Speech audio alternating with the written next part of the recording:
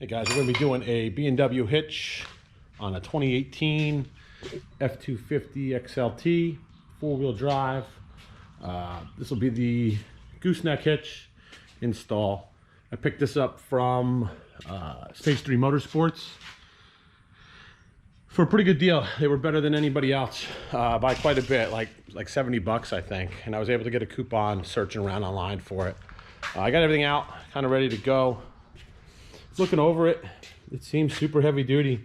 I don't know about the paint quality. Some of this powder coating kind of chipped off, and you know, once it's off, that rust will just keep running. But otherwise, everything else seems pretty good. Thinking that I was going to do a video on the install. The more I looked, B&W had an awesome video on the install, and they did a fantastic job. So as I was putting this in, I was thinking about what I was going to do. And ultimately, what I came up with was a real-life install. Basically, just walking through the stuff that they didn't walk through. So, tools. Their instructions are good. They tell you what tools you need. I'm going to show you what tools I use to put this thing in. So, wrenches. They said you need a 5/16 and a 3/4. I ended up needing two 5/16 and two 3/4. This ratchet wrench was invaluable. They said a 1/2-inch wrench, never used it, that was useless. That was for putting the nuts on the little lever to engage and disengage the ball. Ultimately, what was much easier than that 1/2-inch wrench was just a 1/4-inch ratchet with a 1/2-inch socket. Couple dead blows. They worked really well for lining up the hitch in the hole. That's another thing they don't tell you. You got to be precise when you measure this out, but you do have some wiggle room. The hitch has a bunch of slack in it, essentially, or machined grooves. The holes aren't perfectly round where the bolts go in, so it gives you the ability to adjust this thing probably a solid 3/16, I would say. I was able to get it spot on in the middle, and I was using these dead blows, tapping it back and forth to get it set up that way. The hammer and the punch, I used them to, after I measured everything out, I used them to punch a dent. I used them to punch a dent in the truck body or the truck bed so that I could use a pilot hole drill, and that's what I did. I cut it with a 4-inch Lennox hole saw. Picked that up on Amazon for like 20 bucks. It cuts a nice round hole. So that's what I used. As far as an impact, I broke it out. I didn't use my impact once. Ultimately, I did everything with a 3/4-inch ratchet, a breaker bar, and a 1/2-inch torque wrench. Standard drill and an impact. I did use this little 1/4-inch impact just to take the exhaust bolts off, but we'll cover that in a few minutes. 1/2-inch drive ratchet, 1/2-inch drive extension, another extension, the 3/4-inch socket, a shorty is what I used, or a standard. I had the impact. I didn't really use it much. This is the 15/16 that I had. If I had to do this over again, I would go out and buy a 15/16 that was shorter. It would make life a bit easier. Matter of fact, I even went to Harbor Freight and I was going to buy the Icon sets, but they were all sold out, so I made do with what I had. 1/2-inch drill bit. This was for drilling the safety chain U-bolts, and that went pretty uneventful, actually. Let's take a look at the truck and see what things they didn't show on the video. And there's a few. So we look up under here. This exhaust, I got this entire hitch in, and I didn't touch the exhaust. I didn't take it down. When I went to torque these bolts right here, the exhaust was in the way. So I did as the factory guy said. I disconnected the 4 bolts back here and the bolts at the next bracket, and that did absolutely nothing. That exhaust didn't move a 1/4 inch. So ultimately what I did is I tightened these up with a breaker bar and a whole lot of oomph to it. So are they torqued to 150? My guess is they're torqued at least to 150. That was one of the big things. The next big thing is some of these. That back here, there's another bolt back there. Man, I was able to get a torque wrench on that, but it was tough. And again, this is where that 15/16 short socket would have made life a lot easier. Fitting it up in there, fitting it up in there. It just, you know, if you're starting this, go out and buy one if you don't have it. The 1/2-inch wrench was for hooking that up right there for the linkage. Again, I mean, there's no good way to get a 1/2-inch wrench in there. So just a 1/2-inch quarter drive socket and ratchet, put them right in, no problem. Everything else was pretty straightforward. The hardware was good. The directions were good. I used that video and I really had no problems whatsoever.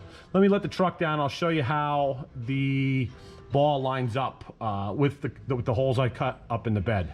All right, guys, we're back up here in the back of the bed now. Just to show you how the hole lines up. So again, I just used a tape measure and found the center, measured from the back of the truck up.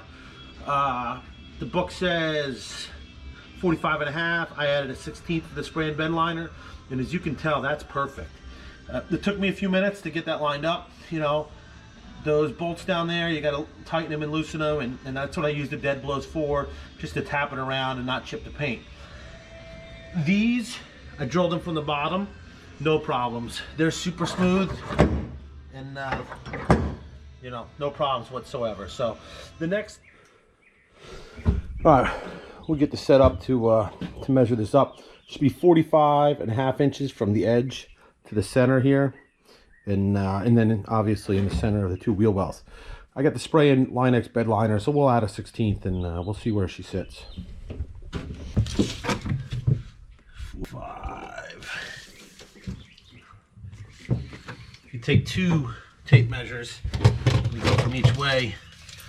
See how that works out for us. The 2 lines line up. It should be the middle.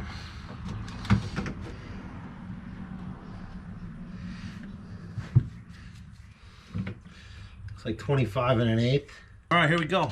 Getting ready to cut a hole in my $60,000 truck.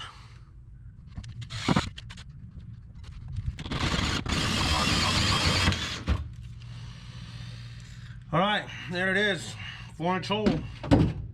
And hopefully it's in the right place. All right, guys, we're gonna cheat a little bit and we're gonna use the lift.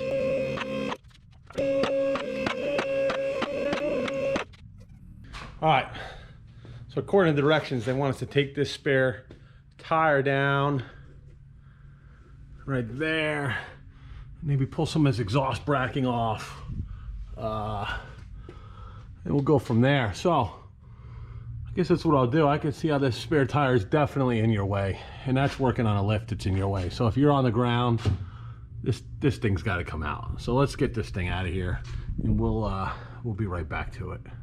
All right, piece of advice. Before you put the truck up on a lift, get everything you're gonna need out of it to get the spare wheel down. I wasn't smart enough to figure that out. So anyway, we ended up having to come back down, and I got the spare wheel out, sitting over to the side. And now I think we'll be ready to start. The directions are pretty good. They tell you what tools you need. So I went ahead and I gathered everything we wanted, or we'll need. We got all the wrenches, 15/16, 3/4 and a 1/2. And then they need a 15/16 socket and a 3/4 inch socket, impact. And I grabbed a ratchet too, because you can't always get that impact into everywhere it needs to be.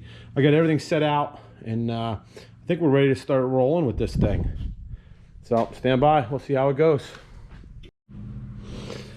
All right, we got both side plates in. The 4-wheel drive models come with, the trucks themselves come with the inside plates. So those things are just finger tight. I got these set up, ready to go. So we're gonna try to slide these in. Something they don't show you on the factory install video is you got to put these bushings in right here. No big deal, they're slotted, they go right in. I just smacked them in with a dead blow. I'd put a piece of cardboard or a piece of wood underneath them or something if you're going to do it on the garage floor. That way you don't chip the paint. All right, let's see how these things go.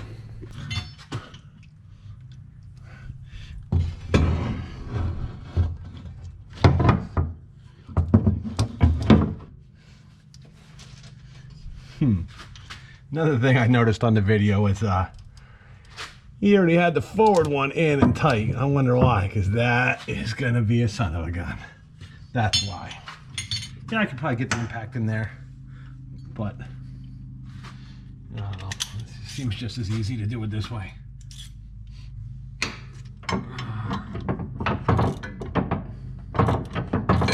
maybe not.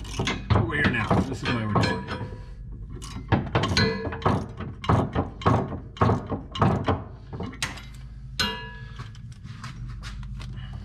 Yeah, famous last words. Probably would have been easier with the impact. We just come in from this way. I was screwing the outside one in, the insert popped out. So we're gonna start over.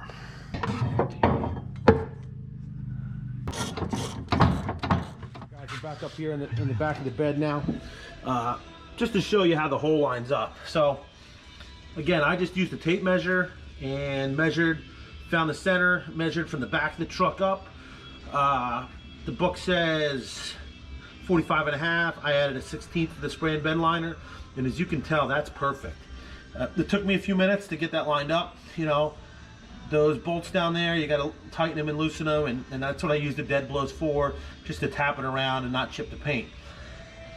These, I drilled them from the bottom, no problems. They're super smooth, and you know, no problems whatsoever. Next video we're gonna do is putting a plug in for this, since the truck doesn't have one. Then I think we're gonna get some airbags. I haven't decided on which set yet. I'm kind of leaning towards the airlift with the compressor, the wireless compressor. But if you guys have any insight on that, you know, leave it down in the comments. If you like what you've been seeing, man, hit the subscribe button and the thumbs up.